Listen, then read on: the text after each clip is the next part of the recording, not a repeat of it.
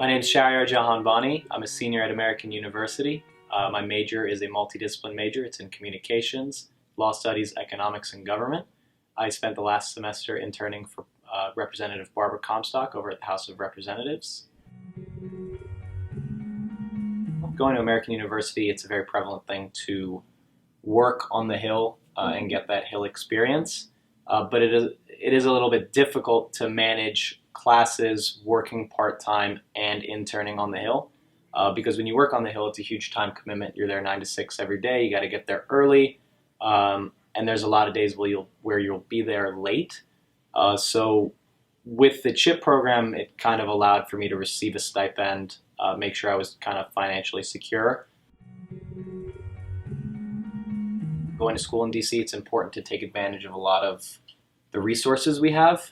And if you're a student studying, public policy and things like that, there's no better way to familiarize yourself with the way our government works than going and seeing firsthand how it works by working on the Hill. I think it's difficult to venture into the world of politics and public policy without having at least a base knowledge of the way Congress works. Interning on the Hill gives you a taste for the way the system works. I think a lot of people who get into lobbying and government contracting who try to work with the offices don't have any idea how the inner workings of the office are. Having relationships with people on the Hill is extremely important, and seeing firsthand just the day-to-day types of activities that staffers and the representatives themselves are doing is really invaluable. One of the many skills that I learned on the Hill is that you need to be fast on your feet and you need to adapt to a very fast-paced environment. So whether I end up being in public policy or government work, or whether I go over to the business sector, that's a skill that I learned on the Hill that I will carry with me forever. Iranian Americans are very intelligent people. We have a lot to offer, and as a first-generation Iranian American, it's particularly important that we organize, as a group and as a coalition to have our voices heard and have our interests heard, especially in the political arena. One of the great things about, you asked why it's important for Iranian Americans to get into the political arena and to get into Congress and things of that nature, and it really helps us grow as a community.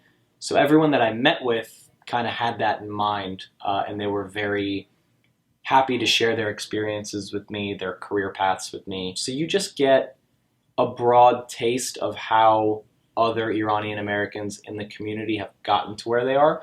And it's very important to, especially as a young professional, not just an Iranian American young professional, but it's important to hear how different people have gone on different career paths. And it's extremely helpful to you. And it grows, this ever expanding network of Iranian Americans who are in touch with each other and helping each other grow.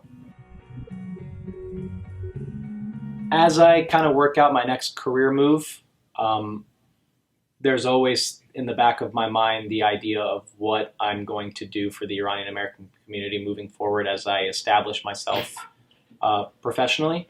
Reaching out to younger Iranian Americans and helping them forge their own kind of path is extremely important.